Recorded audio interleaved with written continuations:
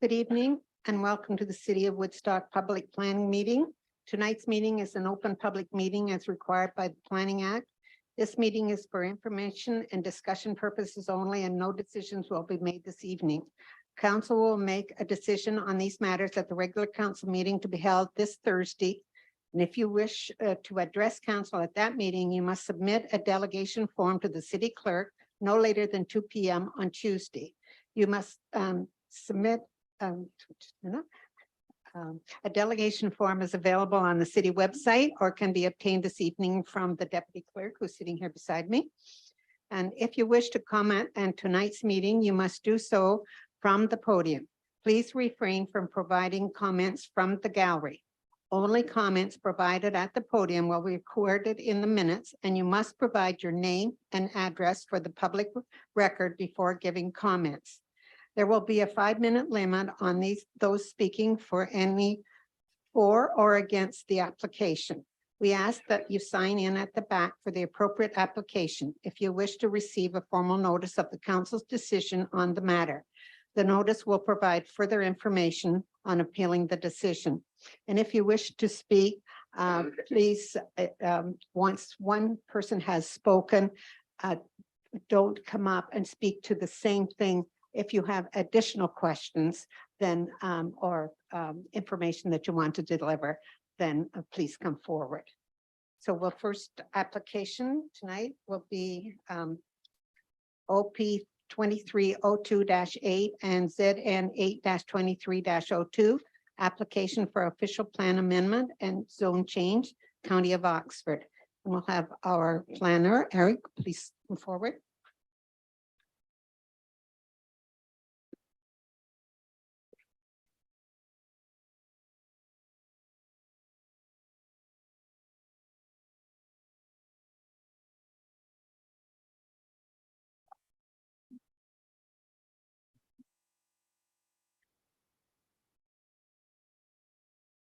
Bear with me, the plates aren't there, but I can go through the presentation.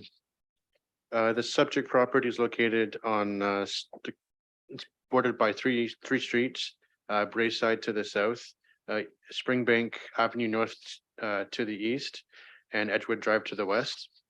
The application for official plan amendment and zone change seeks to permit the conversion of the existing building for residential use, including a proposed addition to allow for 43 apartment units and with the addition being 3-story on the subject property. The official plan amendment would redesignate the site from low density to medium density residential. The zone change would rezone the property from neighborhood institutional zone to a special R4 zone, which will facilitate the 43 units, reduce the number of parking spaces from 71 to 60, as well as recognize the existing interior side yard width of the existing building at the northerly lot line. The property itself is 1.5 acres in size and contain a building formerly used as a church. The existing building has approximate area of 677 square meters, and the proposed addition would have a floor area of 706 square meters. And of the 43 apartment units, 36 will be 1-bedroom units and 7 are proposed to be 2-bedroom units.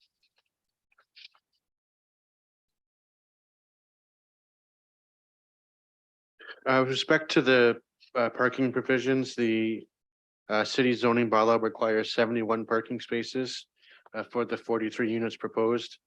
In this case, the applicants propose 60 spaces and is seeking relief of the 11 required parking spaces.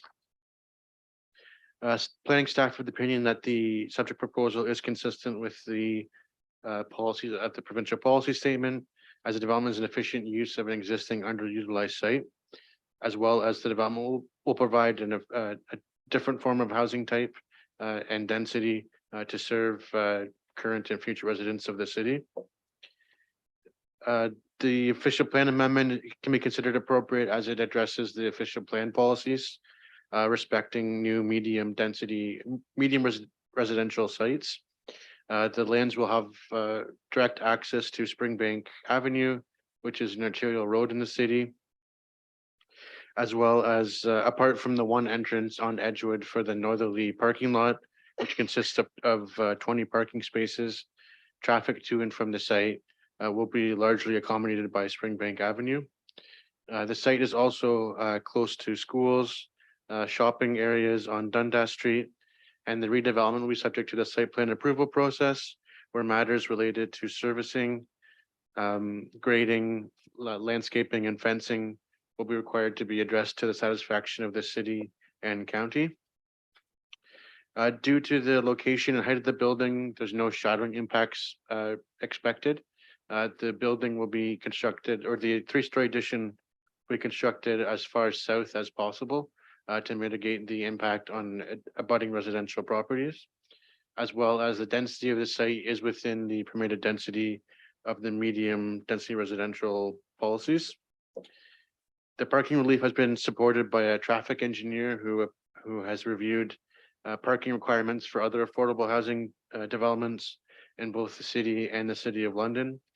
In this instance, each unit will provide parking for 1.4 spaces per unit, which planning staff and city staff agree is sufficient for the proposed development.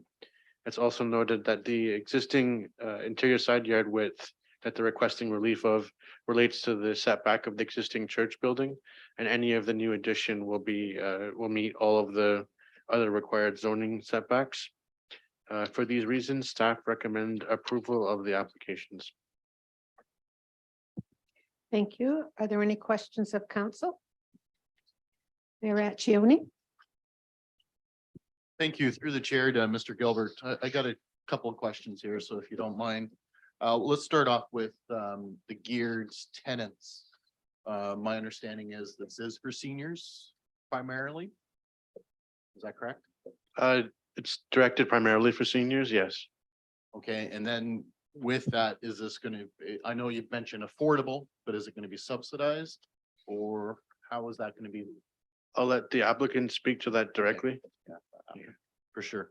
And the only other one I have, because we're taking less parking spaces, we're, I guess, assuming traffic is not going to be an issue, because traffic's my biggest concern, of course, for that area. Is yeah, with the traffic studies done. Through the Yeah. site plan process, city staff could ask for a traffic study. To this point, they haven't required one. Typically, the parking study did look at the number of vehicles required for the units and said that the 60 spaces would be sufficient for a typical affordable housing development. Which does make sense as well. Yeah. I do understand that. There's one modification to the existing entrance is located farther south. And the traffic consultant recommended that that entrance be pushed further north. So there's greater separation between the driveway entrance and Braeside Street. So that's shown in the proposed site plan.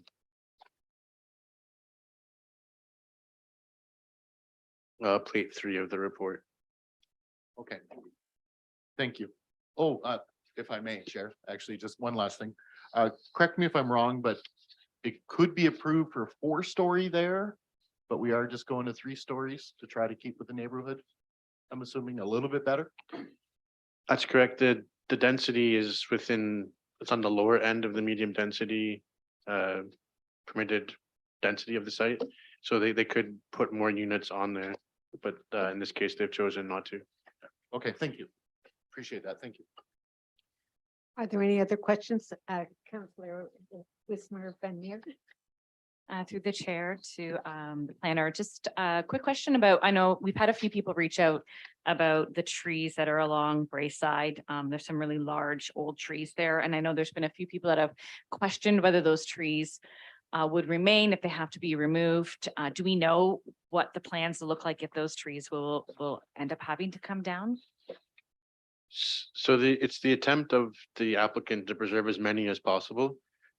When they have the detailed lot grading plans done, and the detailed building design that shows the exact location of the building, as well as through the site plan process, the county will be required to get an arborist report to examine the trees. There's significance, size, and then and exact location. So when we have that information, we'll know for sure what trees will remain and what will be removed. Any trees that we removed will have to be provided compensation to the city in accordance with the city's tree bylaw. Are there any other questions of council? Councilor Leatherborough? Through your chair to the planner. So just to clarify, in terms of the parking that Mayor Accioni mentioned, is there reduced parking spaces because of the 36 one-bedroom units?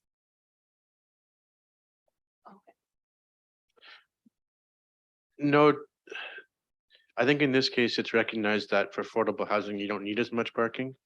So to try to increase the number of units in the building and make the economies of scale, there's typically a trade-off. So in this case, they're seeking the 60 instead of the 71.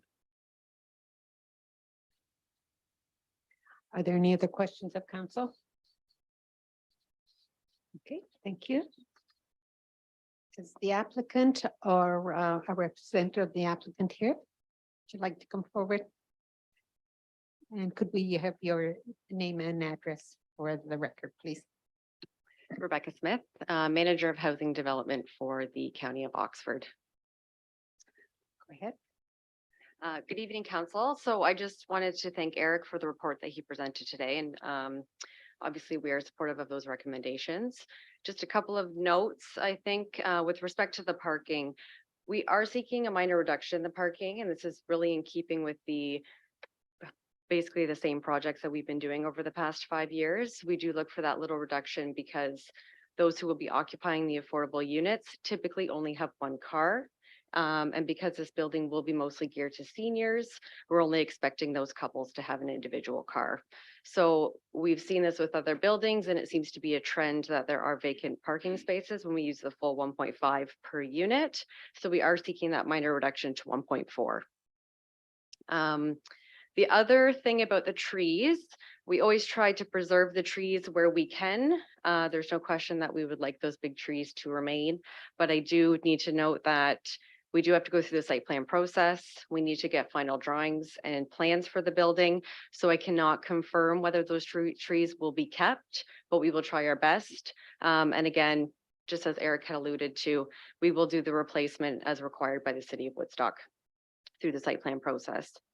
In terms of the affordability aspect, because I know that wasn't maybe something that's mentioned in the planner's report, the county did purchase this property early in the year, or sorry, early in 2022 for this intended purpose. In our mandate, we get these properties shovel ready so they can accommodate a housing development. So this is really part of that process. So this building and the property will be under an agreement with the county. It will be a partnership project. We essentially stipulate how the building should look, what the target tenants would be. And we likely will partner with somebody to actually develop this project. At this time, it will be primarily seniors. And when I say affordable housing, I'm not saying that the entire building is affordable housing. It will most likely be a mixed market building. So there will likely be market units as well as affordable units. And again, the affordable units are not those rent geared to income units. They're affordable for incomes around 45,000 to 55,000 per year. And the rents are usually ranging from about $850 a month to about $1,062 a month. So when I say affordable, they're really for those seniors who maybe just have the CPP pension. So I think I might have covered, but if there's any other questions, happy to answer them. Thank you. Are there any questions? Councillor Schadenberg? Yeah, from the chair through to Rebecca. I guess my question would be is, what's the current timetable as far as requests for proposals out there right now? So it's are they due soon? The deadline coming up soon? Yeah, so we have to go through a competitive bidding process to select a proponent to develop the site. That is currently out for submissions, and it is closing at the beginning of April. So this process would work concurrently with that, hoping that this is approved so it can move forward with those proposals. And then in terms of construction, it probably wouldn't be, if everything goes okay, we're probably looking at a 2 to 3 year timeline. Thank you. Councillor Accioni, Mayor Accioni, sorry. Thank you through the chair to Ms. Smith. as far, I just want to go back to that affordable piece again, if you don't mind. When we put it out to an RFP, how do we control, or you control as a county, of course? Sorry, I was wearing my county hat for a second there. How does the county control who goes in there? How do you control that it is rented towards seniors? Is there an application process? The reason I'm asking, I've had a bunch of people already reach out to see if they can get on a list already Okay. for it. So Yeah. can you just explain for the people watching at home as well? Yeah, so when we issue a request for proposal for these sites, we receive submissions, and that request for proposal document that's issued basically stipulates how it should look. And that document does stipulate that it has to be primarily targeted to seniors. Whoever ends up partnering with the county on this project will be subject to a very long-term agreement that requires mortgages on title. So we're doing audits every year to make sure that the building is actually being used for what it's intended for. So that gives you the assurance at least that it's a partnership with us. We're checking it. It's in everyone's best interest that it develops the way that we originally intended it for. Councillor Schadenberg. Yeah, from the chair through to Rebecca Smith one more time. I guess the question would be is, what sort of is the supply and demand currently? I know you do a lot of studies, a lot of numbers that sort of say this demographic, whether it be families and single moms and people in certain age demographics for a facility like this, and how badly is it needed? So with housing prices obviously increasing, I know they're leveling off a little bit. Obviously, mortgage interest rates though are taking a toll on that. But I will say over the last few years with home ownership going up so much in price, it's really pushed people into the rental market. So there's not a lot of supply in the rental market because people have been shifting into that category, whereas they used to be able to afford a home before. So there's a lot of people that are now in that category that we didn't have before. So essentially we cannot build enough to accommodate for that demand. In terms of targeting seniors or say single mothers in this building, those individuals are identified as being in a core housing need. So those are the ones that we do focus on. Seniors specifically, they've been in a core housing need for quite some time. So that's why we do target those type of tenants. Councillor Wismer Van Meer, please. Through the chair to Ms. Smith, just a quick question. You said that it could potentially be a mixed of potential geared end market. Is it a percentage that has to be given? I mean, is that something that you would know now? How does that come to be and how is that determined through the process?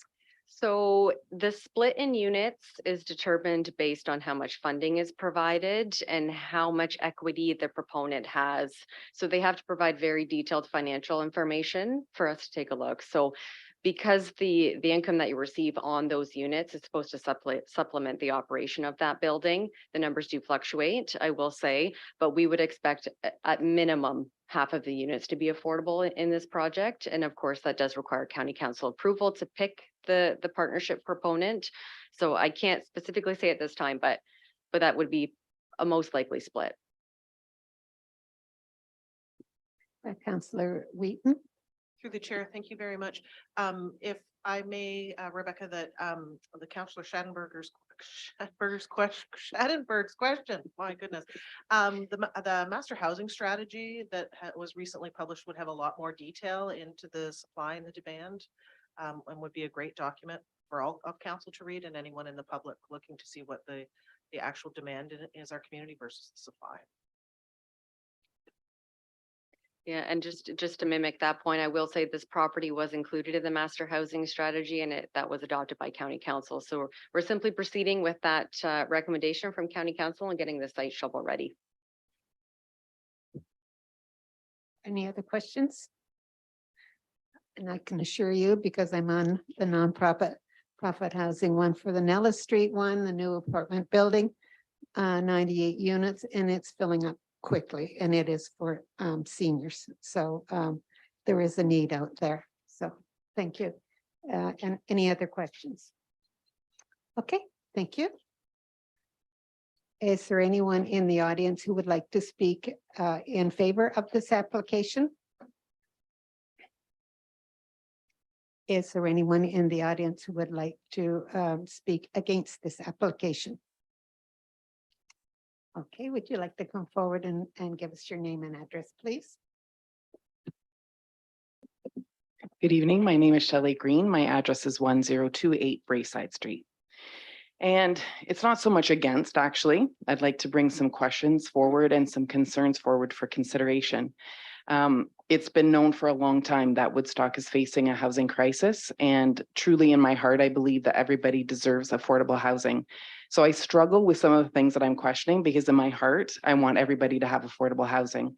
And seniors definitely are in that area where housing is needed and it needs to be affordable. So I come from that point and I want that to be understood that I'm not really against this, but definitely I have concerns. And I will also say selfishly as a neighbor, I have so enjoyed that view of openness. It's very unique in our neighborhood. And for our neighbors that are here today, I think they would agree that that's something that we have enjoyed greatly. And it's very hard to see that being lost. So that's the selfish part of me. I admit it. I would prefer not to feel that way, but that is how I feel personally. But there are some concerns and I have questions that come from what's been said already this evening. It's confusing to me about the parking. So we've talked about a reduction in the need for parking based on the fact that this is affordable housing. And yet as discussion has progressed, we've learned that it may only be 50% of the housing that is geared to income or affordable housing, which to me would then mean that the parking should revert to at least 50% of the housing being regular parking. So if that math's been done, and I didn't do it quickly sitting there, I'm questioning whether or not this variance in parking allowance is actually going to be appropriate. Our concern, I speak for my neighbors right to my my east, Ken and Carrie Smith, who live right next door. We are concerned about the parking aspect because if there's not enough parking spaces in the development, what we fear is that there's going to be a great number of people parking on the street. So I do want that concern noted, as well as I would ask the question, is there going to be parking for visitors? So the parking that's being allotted in this development, because it's already being asked for the number of parking spaces to be reduced compared to what would normally be required, is there actually visitor parking? If this is 50% or some portion of the housing that's geared to seniors, there is a possibility that there will be visiting PSWs and other service providers that are going to need parking, and they need to have safe parking and not to interfere with the flow of traffic on Braeside and Edgewood and Springbank as well. I did have other questions as well.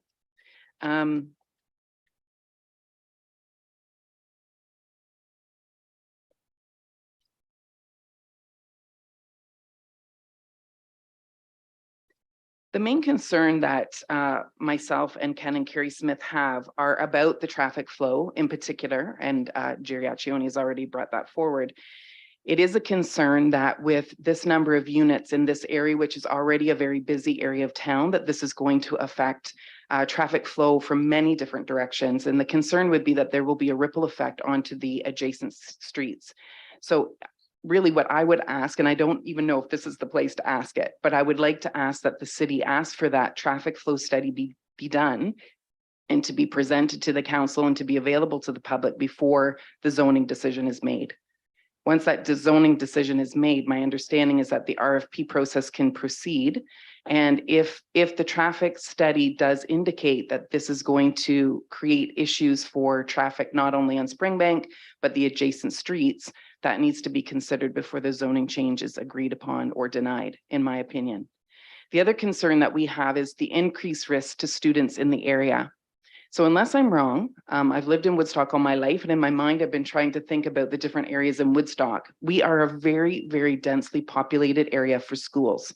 So we have 4 schools that are very close to this area. We have Rock Cartier, Winchester, Springbank, Huron Park, and right across from the proposed development site is a pickup area for St. Mary's High School students.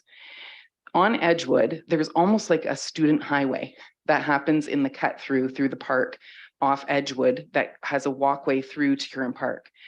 As a resident, and I see right down the street of Edgewood where my house is, I can see the students in the morning, at lunchtime, and after school. And honestly, it's like a little highway. The north parking lot to the proposed development would have residents pulling onto Edgewood, going both north and south. If they go north on Edgewood, it's going to interfere with that student highway. Students going to Rock Cartier, Winchester, Springbank would all be using the streets, not only on Springbank, but certainly Springbank, but all of the adjacent streets as well.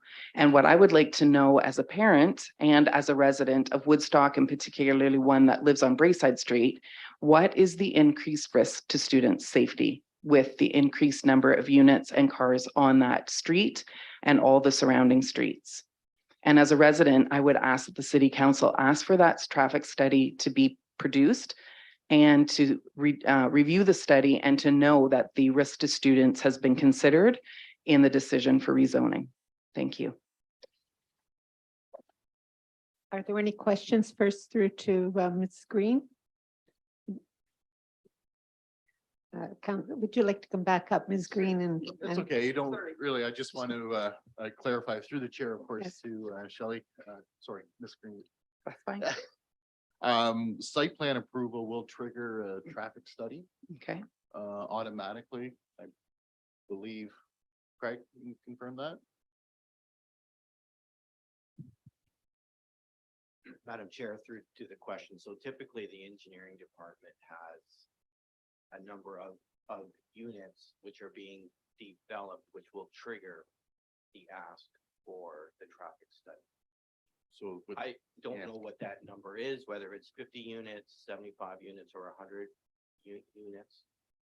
But if council so wishes to have a traffic study, we can ask for that in the site plan application process. Okay. Thank you. That's what I was trying to verify. Thank you very much. a minute, Ms. Green, one more. Councillor Leatherborough. Through your chair to Ms. Green, just so I'm clear, in terms of the high schooler roadway there, I forget what he's called it, a highway. Student highway. Student highway, thank you. I think that's really catchy.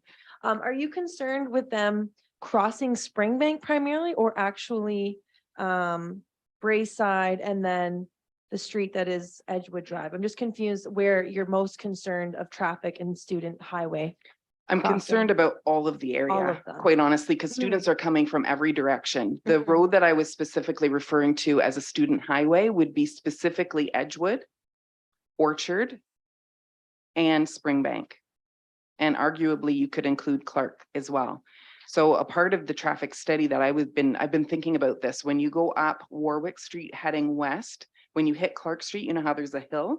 It's very, very difficult to see cars coming up Clark Street heading south on Clark. And kids from high school are going there for lunch, like heading down Clark Street, heading across Clark Street, and then Orchard, then Edgewood, then Springbank to go to the plaza to get pizza or something for lunch. That whole area has students all over the place in the morning, at lunch, and then after school. And of course, those times are not just specific because you've got kids going to Rock Cartier, to Winchester, to Springbank, which is different starting and end times than here in Park. I do think that this area is unique in Woodstock, in that it is very densely populated with students. There isn't another area in Woodstock, to my knowledge, that has that many schools in that proximity.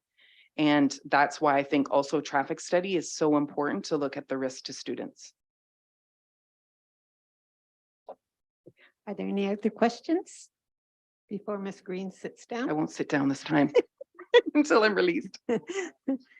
Okay. I don't think so. Okay, thank you. Is there anyone else who would like to speak against this? Would you like to come forward, sir? And give us your name and address, please.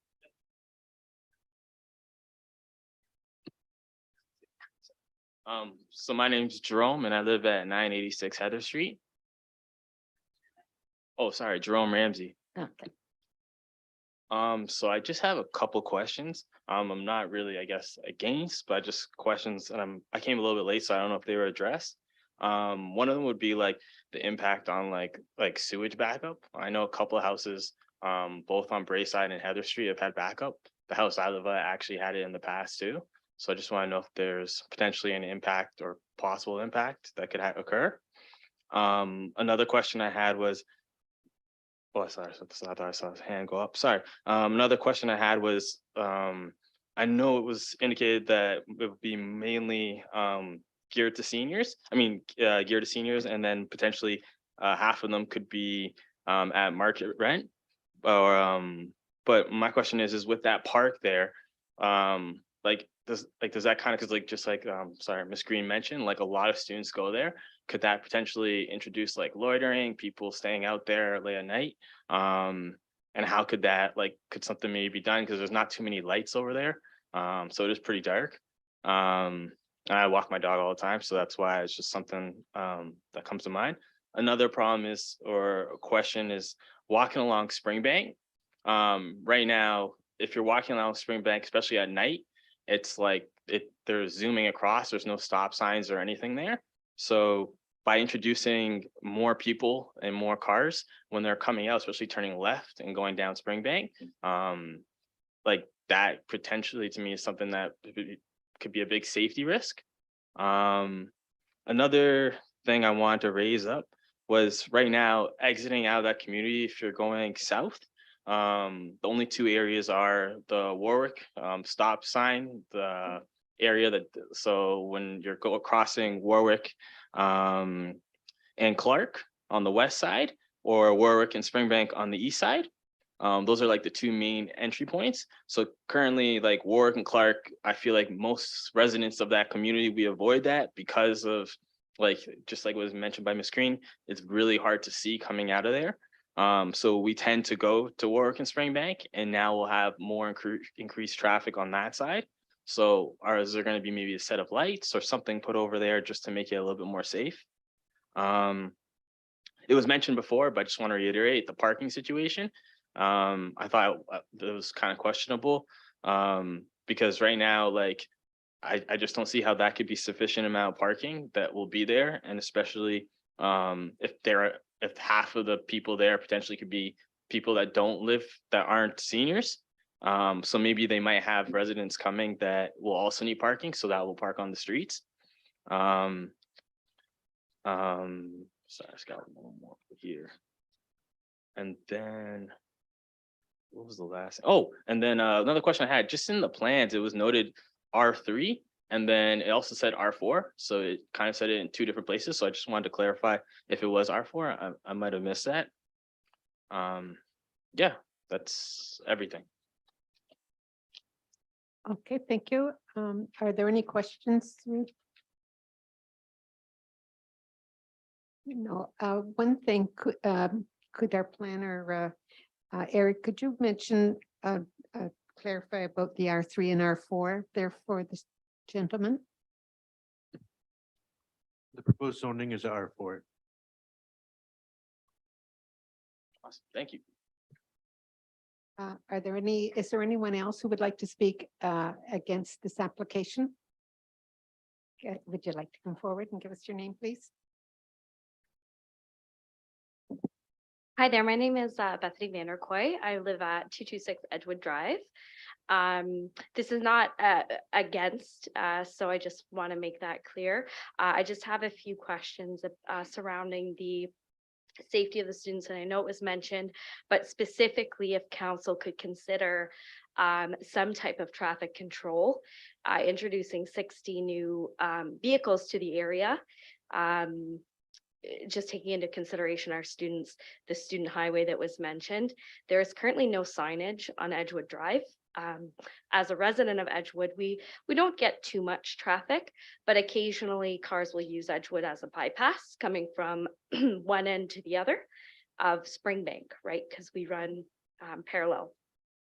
And my concern would be that with the addition of 60 new vehicles, possibly even more considering visitors, PSWs if it's geared to seniors, just having some sort of traffic control, thinking of my own children crossing, there's a large park there, and not having any signage, any painted lines on Edgewood. And again, on Springbank, there is painted lines, but they are further down. So where we have the majority of students come through the catwalk, so to speak, and cross over Edgewood, they will often use not the painted lines on Springbank, but where the catwalk and like begins on Springbank. They'll just look both ways and cross, and with the additional traffic, it might pose a risk. That was Are there, Mayor Atchuni? Thank you through the chair. And I'm sorry, I didn't spell your last name, but Bethany, if that's. yes, Okay. of course. I actually went to Huron Park, so I've walked that area Yeah. so many times and everything else. So I do know it well. I know exactly what Ms. Green's talking about. Yeah. But in saying that, are you referring, you think you need traffic on Edgewood itself? Or just primarily on Springbank is your biggest concern? Because I can't picture into my head for Edgewood being that busy. I've walked across that pathway thousands of times Yeah. to go to Springbank, the plaza there. So, and is there not a crosswalk already there across to the Springbank? So where you're referring to, it butts up against Brayside. So if we think about the student traffic and we think about the plaza that's there, Yeah. students would have to walk out of the plaza, kind of down, across, back down. It's kind of, it's Oh, not yeah. quite, Okay, you know so what, I off- can picture that. oftentimes I will see students just not use the crosswalk on Springbank. So maybe just to note. But I'm specifically referring to Edgewood because we don't have any signs, we don't have any painted lines to note that that is a popular crossing. And I know that many people, not just our students, but often people walking as well will frequent that path.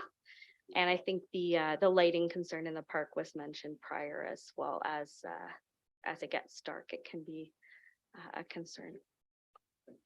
Are there any other questions? Thank you. Thank you so much. Is there anyone else who would like to speak? Okay, come forward, please, and your name and address. Trevor Fisher, 1004 Brayside Street. Again, I'm not here to oppose the project. However, I do have some concerns. Many have already been spoken of. The one I do concern of is stormwater management.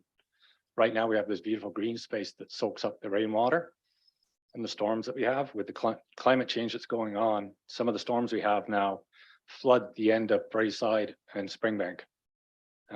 Water can get 6-8 inches deep there while the drains are trying to take it away.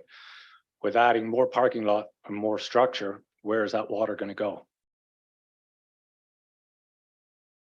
The other concern I have is there's a little contradiction there on the parking. We reduced the amount of parking spaces for the proposed building, but yet I hear a possible fourth story. No? Okay. But how would that be possible with the amount of parking? How would that even be tabled? The parking would even go lower. Sure. Go If I ahead. may. Go Yeah. ahead. No, I was just more for my own clarification, and that zoning would have been able to put a 4-story up, but I really do believe the county is trying to be a good neighbor as best possible, keeping it in a reasonable height, but still trying to maximize as much as they can with that piece of property. Mhm. So if they were to propose a 4-story, which they're not, Right. sure, if there was more units, then we would have to they would have to probably put that parking up. Mhm. And correct me if I'm wrong, Mr. Gilbert, I believe it's normally 1.5, but this would be 1.4, so it's a fairly minor. So the city zoning bylaw requires 1.5 spaces per unit plus one parking space per 10 spaces required. So that's intended to cover off the visitor parking. In this instance, if half of the building or 22 units was market rent, that would be 36 parking spaces that have to provide. So that would leave 24 parking spaces for the 22 affordable units if half the building was market or half of it was rental affordable. Does that make sense? Mhm. Yeah, it's kind of in a scale based on. Right. Yeah. over history based on the affordability, Mhm. right? For not only the developers, but also to keep costs down for rents and everything. Are there any other questions? Just a minute. Any other questions? Thank you. Okay, thank you. Would you like to come back up, sir? Just while this gentleman's coming up, I'll just ask the planner, Eric, could you tell me? And maybe you did answer it here, but the visitor parking, so it's in that amount of parking spaces you have, is there extra there for visitor parking, or is that included in that? So for the visitor parking, it's included in both the 1.5 per unit and the additional 1 space per 10 spaces required. So you have the 1.5 per unit plus an additional 1 extra space for every 10 spaces you need. That builds in the visitor parking. That is all accommodated in what's in this. Okay, thank you. So yeah, you kind of touched on what I was one of the things I wanted to get at was, so I was just doing the math as well. So you were saying that, just to confirm, so there could potentially be, if half of the places at market, we would have 36 units, and then 22 that would be for potentially like the senior. So I just wanted to confirm, so it'd be 1-to-1 for the 22, and then for the 36, that's where we would get the visitor parking in there.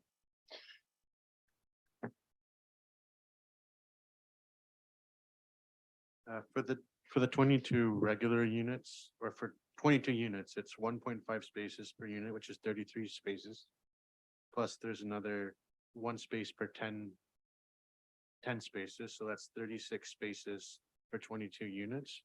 So if you took the 60 units that they're proposing, that would leave 24 spaces for the 22 affordable units, if you assume half of them are affordable. So it'd still be providing more than 1 space per unit.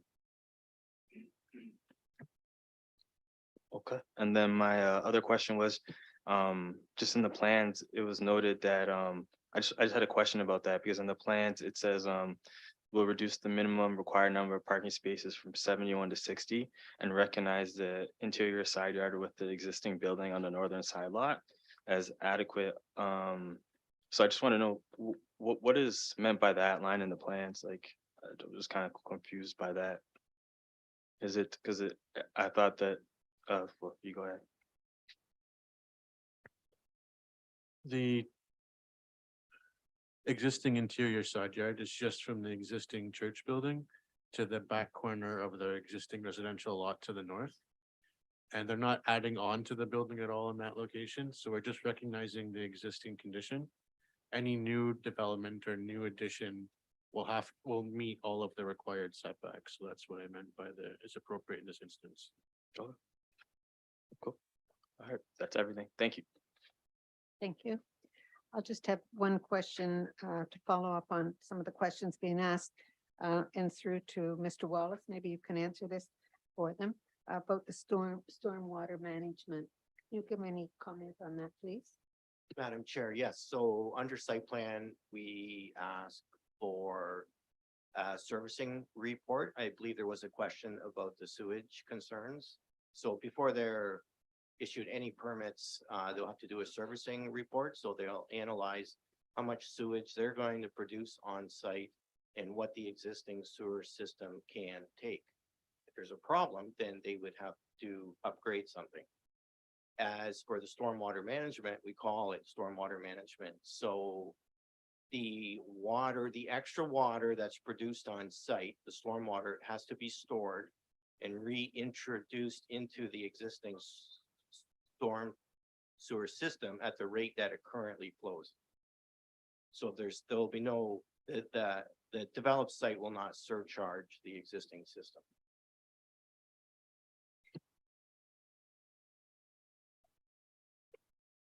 Everyone has heard that, then I hope that answers some of your questions there.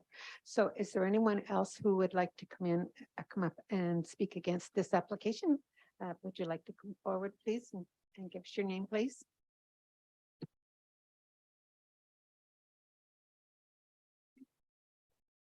I'm Ken Smith. I live at 1032 Brayside Street, which is right adjacent to your planned development. I have a couple questions. I did read in some of the documentation that the church property was sold to the county on the premise that it be used for affordable housing.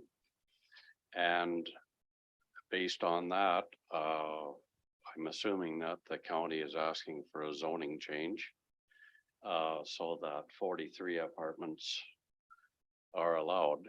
What if that zoning change is not approved? What is your alternative? Does it mean that you have to go with, say, 34 apartments to get a reduced zoning change, which would better accommodate the parking, or have I misread something? Thank you. Maybe, I don't know if the planner would like to speak to that, or Ms. Smith.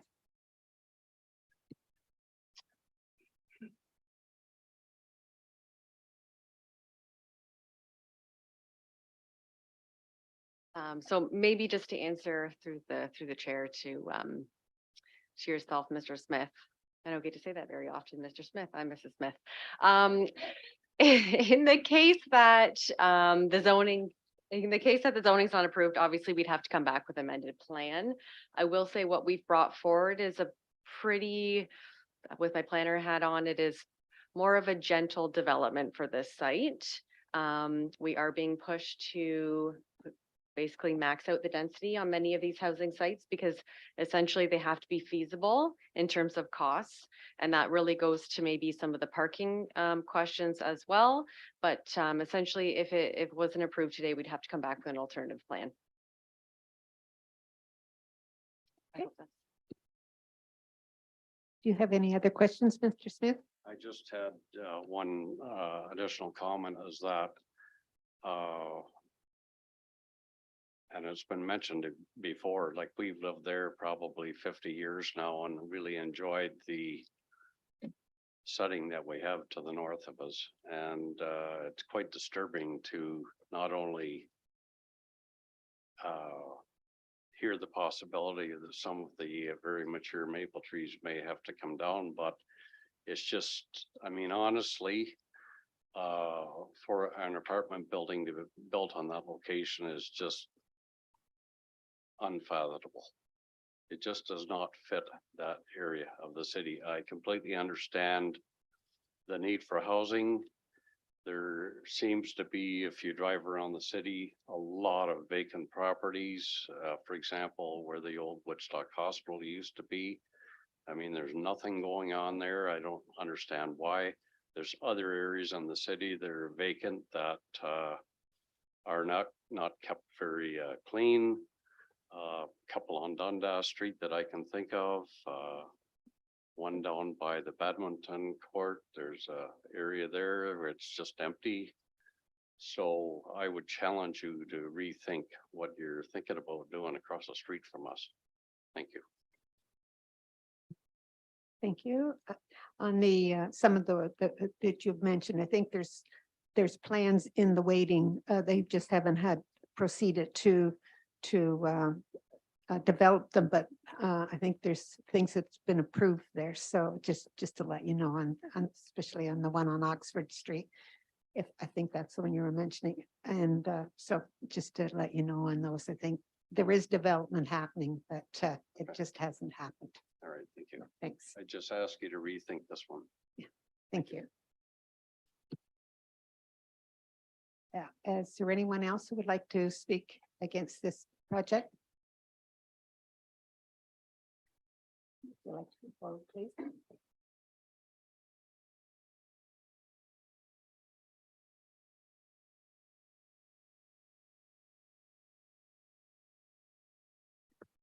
My name's Gary Gallant. Live on 175 Edgewood Drive.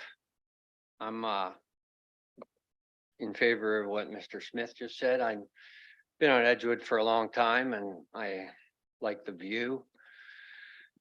Another question I have is I'm worried that my street's gonna get flooded with cars parking on the road on Edgewood and Brayside. Because like they said, there's not gonna be enough parking and it's probably going to be bring unwanted people to our area. Another thing, I don't know if you guys mentioned it, where's the entrance and the exit gonna go for the building? Or what street's that gonna be on? Did I'll we have, mention that yet, or? I'll have that question directed to our planner. Mr. Gilbert, would you like to speak to that, please? At this time, the primary entrance of the building will be to the parking lot that's off the Springbank. With a couple of emergency exits to Brayside, as well as an exit to or entrance to the north parking lot. But the primary entrance will be off Springbank with loading and drop off area in that location.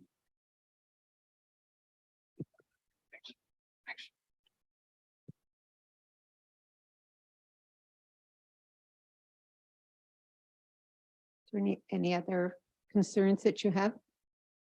Oh, yeah, I'm just, like Mr. Smith said, I'm just worried that it's such a small area that it's gonna be too congested. It's gonna present a lot of safety issues and everything, right? But that's it. Yeah, okay, thank you. Are there any questions through to this gentleman? Okay, thank you. Thanks. Is there anyone else who would like to speak against this project? Would you like to come forward, please?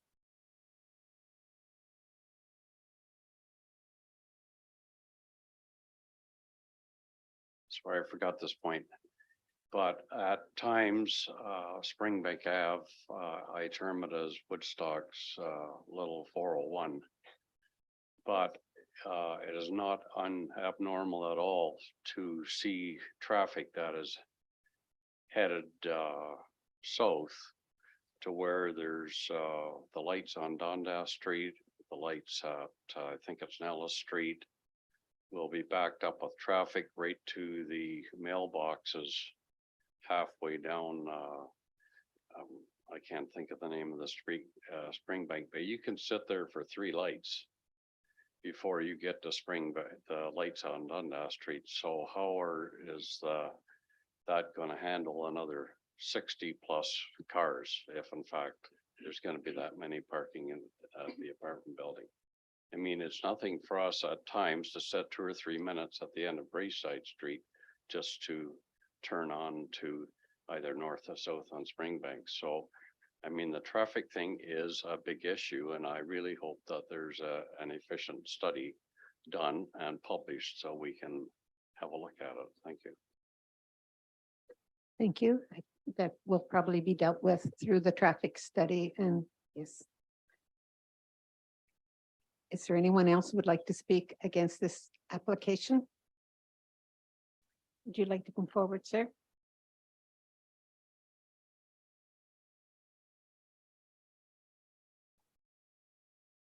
My name is Larry Mayberry. I live at 994 Heather Street.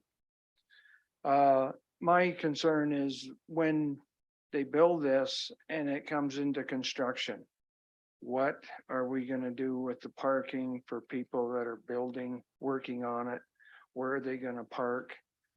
Because, you know, most construction sites are full of equipment and stuff like that. So you have all kinds of people. They're gonna be parking on Heather Street, up and down Brayside, on both sides. It limits the traffic flow in the center and things like that, you know. That's one consideration I have, that concern, that what are we gonna do with that? You know, it's the construction part. It's the abundance of, what are you gonna do with truck traffic? Is that gonna be limited to certain parts around the area? You know, that's what I have more of a concern. I don't have kids of school age anymore, but I do have grandchildren. And when they come visit, and in the winter time, not all the roads are plowed right back to the curbs. Like the other day when the storm hit last weekend, we lost probably 4 feet on each side of the road because of snow. They didn't plow it right back to the curb. So then that limits the amount. If you have winter, people are parking on there, it's narrows the street up. So that's one of my big concerns. Okay, thank you. Are there any questions? Would you like to speak to that, Mr. Wallace, or is that something that'll be Is there anything that you can say on that? Madam Chair, just a general comment. I mean, if there's a construction project anywhere in the city, if there's a special event, people are gonna park on the street. If there's parking permitted on the street, then you can't stop people from parking on the street. Are there any other, Ms. Green? Just a point of clarification or further comment. So you mentioned that in this development and in the site plan that there would be no further pressure on the stormwater. What did you call it? Stormwater management, thank you, and on the sewer system. So the concern from the gentleman that's on Heather, the question is, will that study branch out to the surrounding areas? Is that what you said, so that we can understand it, that there won't be any extra pressure on the residents around the area as a result of this site development?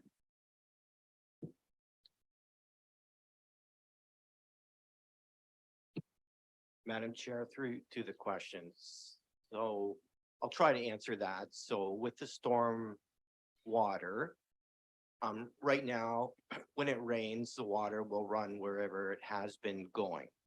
So with the new development, if there's more building and more parking lot, then there's going to be more rainwater that's going into the system. So that rainwater will be held on site in some type of a storage tank and be allowed to flow into the system no greater than it flows into the system now. With the sanitary flows, a servicing report will be done. They'll figure out how much sewage will be produced on site. And again, that will be allowed to go into the system.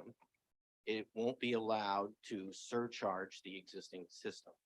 And if it does create a problem, then it would have to be fixed. So in a study that's done, because you're saying if there was a problem, it would have to be fixed. So sorry, if it's going to surcharge the system, it'll be fixed at that time. Okay, It'll have to be an upgrade to the system. okay, thank you. Ms. Wheaton? Thank you. Through the chair, I will point out that on our report on page 7 of 32 pages, that the City of Woodstock Engineering Department did comment that municipal sanitary sewer, storm sewer, and water main are available on the adjacent streets. So they have taken a look at this, and I would consider that they would continue to take a look at it throughout the development process. Okay, thank you. Yes, would you like to come forward, please?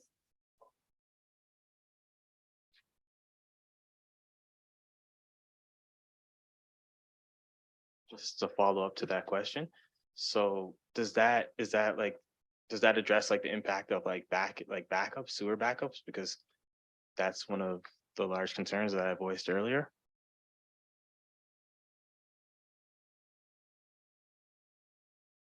Madam Chair, to answer the question, so if you're experiencing problems now, then I don't think that's really related to this development.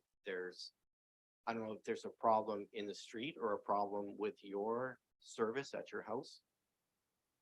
So like there was a sewage backup in the house I was in and in another house as well. So what I'm just trying to clarify to make sure that having another like unit there, that impact won't put more pressure on it to cause more backups is what I'm trying to ask or understand. So when the servicing study is done, it'll analyze the performance of the existing system. So for example, if the sewage runs out to Springbank, it's not going to impact the problems on Edgewood or Heather Street because that's upstream. But if it's a backup, isn't that what the backup is? The backup is that it's running back up instead of running down to Springbank? No, I guess what I'm saying, if the water's running out to Springbank from the site, that's downstream. And if you're having problems upstream in your street, that's a different problem than the new connections that's going to occur with the new development. It's a complicated question. Okay, just because like the only reason why is because like, as I said, it was on Brayside and it's been on Heather Street. It's been on a few houses actually on Brayside and it's been on Heather Street. So like, and if it's running towards Springbank and you add, that's what I'm trying to, and we add another place with like 40 something units. So having that water run to Springbank when it has, is there like is there a possibility that it can put more pressure on the system? I think to help, if it's okay, if we can get your name after the meeting, if I could talk to you after the meeting, then we'll find out where you live, what the problem is, and we can figure out whether the problem is now, like if there's something wrong with the street, or if there's going to be a problem created from the new development. Thank you. Thank you. Is there anyone else who would like to speak? Sir? Sorry, I'd like to go back to the parking, in regards to snow removal. And a lot of these, apartment buildings, the snow removal is generally pushed into parking spaces, cutting down the number of spaces available through the winter when you're not allowed to park on the streets. So is there adequate place for snow removal on site? Would you like to speak to that, Eric? Through you, Madam Chair. Through the site plan approval process, City Engineering Department looks at stormwater management, which includes appropriate areas for snow storage and where it melts. So yes, they will look into that. And it'll have to be addressed to their satisfaction. In some cases, the proponent can opt to truck the snow off site if the site is so compact that there is no storage. But typically there is always some storage provided on site, and the site is checked by city staff to make sure it's going to function appropriately. Okay, thank you, because I just want to bring up one of the points right now with the site the way it is right now. They plow the parking lot, the front parking lot on Springbank up towards Brayside Street and create a mountain of snow, and it's hard getting out of Brayside onto Springbank with that pile of snow, especially after a major storm. You can't see around it. You've got to pull out a long way, which is obviously dangerous. Thank you. Is there anyone else who would like to speak? Yes, would you like to come forward, please? Hi, I'm Pat Rhinus and I live at 1033 Warwick Street. And I guess a concern that I would have is the 3 years it's going to take to build this complex. What are we going to do with all our students? Like, we're going to have trucks loading, unloading, cement trucks in and out, traffic. We got piles and piles of kids in that area going to school. And how are we going to keep them safe? So, you know, you're in the middle of a residential area here where you're going to bring in a ton of construction people.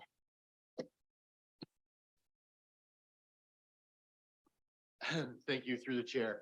The actual construction time would be 4 to 6 months, I would probably guess. To put up a building of that size, it took me 4 months to get like a contractor to do a little bit of deck work. It's a little bit different. These are the big projects everybody wants, but you're right, finding the small stuff is difficult, but It is. no, that's why they're saying they figure 2 to 3 years by the time it gets scheduled, planned, but an actual construction time is a fairly small window Okay, in the big thing, just. okay. so you're aware. Yep. Yeah. And I'll go back to our nonprofit one. It was 4 stories high and they built it in a year. So it's complete now. So it only took a year. Yes, Councillor Landabro. Thank you, through the chair. Just to everyone that came with questions, I appreciate the questions. And Mr. Smith made comment about the old Woodstock Hospital site. So I live about 6 houses down from the old Woodstock Hospital site, and it is plans to have development. I would argue that Wellington Street North is also a 401 in terms of speed, and my children go to Northdale. So, and this coming summer, the entire street is going to be closed to be ripped up for construction that was supposed to happen a couple of years ago, the pandemic. So my grandma would say it's cold comfort, but I just hope you all understand that there is a housing shortage that everybody obviously recognizes and sympathize with. But further that we're all in this in terms of neighborhoods being disrupted and children going to school and safety and traffic. And I do just hope you know that I've heard your concerns, as have my peers. And we all hope to have a safe neighborhood and housing for everyone. So just some feedback. Is there anyone else who would like to speak? Yes, sir. Would you like to come forward?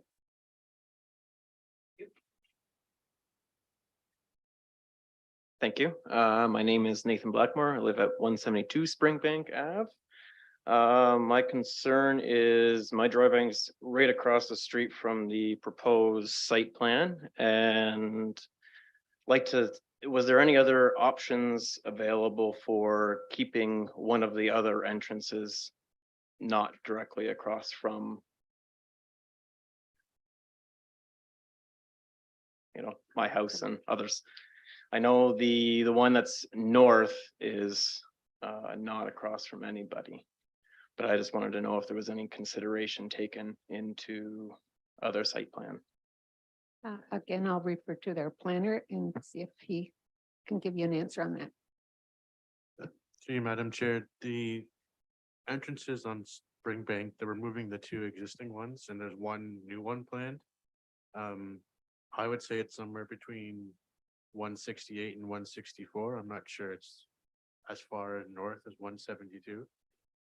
But that was chosen to kind of improve the traffic safety and the distance to the Braeside intersection. So that's why it was chosen. It also gives them a little bit more space to have a better functioning parking lot than having the entrances as proposed. Any other question you have? No, that's fine. Okay, thank you. Are there any other questions or concerns? Okay, I just want to thank everyone for coming, and this is what this forum is for, is get your answers, your questions answered, and I hope that you have received answers, not always what you want to hear maybe, but at least think some of your concerns have been answered. And if you want to speak at council as a delegation, you can do so if you get your apply to the clerk or see our deputy clerk here tonight. And otherwise, have a good evening and safe trip home. And I'll ask for an, oh no, no, we've got another application. Sorry about that.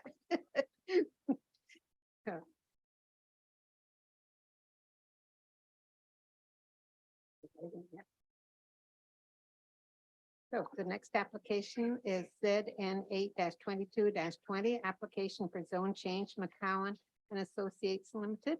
Go ahead, planner. Thank you. This is a zone change to reduce the minimum floor area for a retail unit or a commercial unit at the 645 Dundas Street. Staff recommend deferral of the application as inadvertently we missed circulating the application to the Woodstock BIA.